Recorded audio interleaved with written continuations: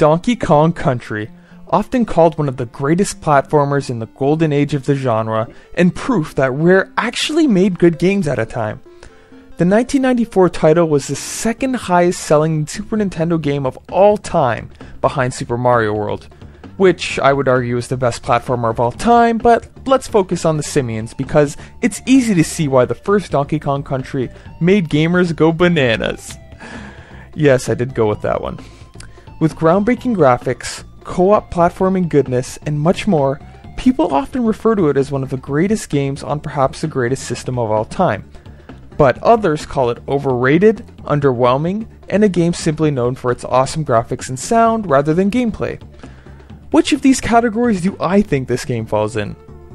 Well, I don't think Donkey Kong Country is one of the greatest platformers ever, but it's really not overrated, as most of the praise this game gets is truly warranted. The game follows the adventures of Donkey and Diddy Kong in their quest to retrieve their banana horde from the Kremlings, led by Captain K. Rool. Quick question, how do none of these bananas go bad? And even if Donkey Kong does get them all back, it'll all be for nothing in a week unless he can make some sweet banana bread, but then how does he cook? Anyway, Donkey Kong Country is a true platformer, with typical running and jumping across 40 levels, with a ridiculous amount of secrets and challenges. You get at the basic goal of getting to the end of a level while collecting bananas and outsmarting your enemies and obstacles. There's an incredible amount of variety here, with jungle levels, forests, icy mountains, underwater journeys, and industrial factories. I really liked how they mixed it up, also resorting to the use of animal companions that gave you interesting advantages and different kind of platforming options. You'll need to reach deep into your video game chi to conquer these levels because there is some really difficult challenges later on, though it never gets unreasonable. But hell, even some of the earlier levels get pretty hard. Fortunately, you'll have help because this game has 2-player co-op, which is the best way to play it in my opinion. As soon as one person gets knocked out, the other player can jump in immediately, in a neat little co-op system that you never see utilized often.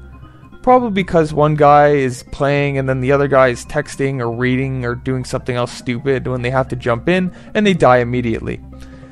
One player controls Donkey Kong and another controls Diddy Kong, and there's actually a lot of strategy in their strengths and weaknesses. Donkey Kong is much more powerful than his monkey buddy, as you never really have to worry about most enemies taking a hit from him.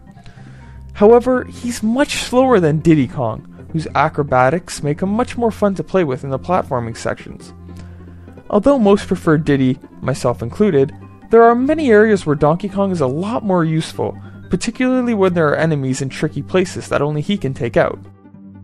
All this with a lot of unique, different, and engaging obstacles, quick, addictive action, and lots of shinies, and you have a game with a ridiculously wide appeal. The level design is always creative. There's no two levels that are really close to each other in terms of what type of platforming or maneuvering you have to do.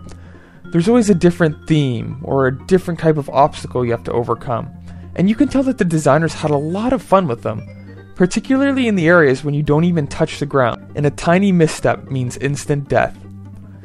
I liked how the game rewards your patience, and balanced your ability to memorize along with your reflexes, meaning that there's no way you're going to make it through this game with luck alone. Be prepared to grind it out sometimes. Another thing that sets this game apart is the fact that there's a lot of secrets, giving this game a lot more replay value, as it's one of those games I can go back and play anytime and find something new. However, as I mentioned earlier, the platforming is not perfect, as I do have a couple of complaints. The hit detection was a little wonky, which I may have to attribute to the giant sprites. These sprites were big because they were really keen on showing off the graphics, but this decision made the detection a little less fair than with a game like Super Mario World. The boss battles were also garbage, I'm sorry, but they were so easy, uncreative, and repetitive, with the final boss being the only real exception. Thankfully, they would fix that in subsequent games. Finally, my last complaint is that the game has the same mentality as the Professor Layton games. And what I mean by that is that this game plays dirty, and feels spiteful towards the player. There's a lot of little tricks and things that you'll never get on the first time, or a shiny object that the programmers placed in a spot that will likely lead to an instant death. I know this is only a minor complaint, but I don't like games that constantly monkey around with that type of trial and error. The graphics and music I have to discuss together because they are ultimately what makes this game one of the most cherished of all time. The graphics in the game are, firstly, incredible for the Super Nintendo, really giving the system a great push near the end of its life cycle. Moreover, the locations, enemies, and more are absolutely stunning in how the colors are used and how they're designed. Every level looks like a painting, and it's incredibly memorable, like more than any other game I've played. This is what gives the gamers who've played it at a young age, and most did, absolute nostalgia overload. This is especially thanks to an absolutely amazing soundtrack that's just unforgettable. Like, how could you ever forget Aquatic Ambience? Every time I hear it, I think of giant apes with red ties swimming underwater without breathing somehow. Take that, biology! The graphics and sound are the best part about Donkey Kong Country, but don't make the mistake of thinking that this is a game of style over substance. The platforming is still creative, challenging, and fun with some fantastic level design. I personally know many gamers who absolutely love this game today without having a nostalgic connection. So I would argue that the gameplay still holds out. It's not just about the graphics and sound. It would be difficult to argue that the gameplay is the best of its genre, but I can definitely say that the whole package is something that must be played.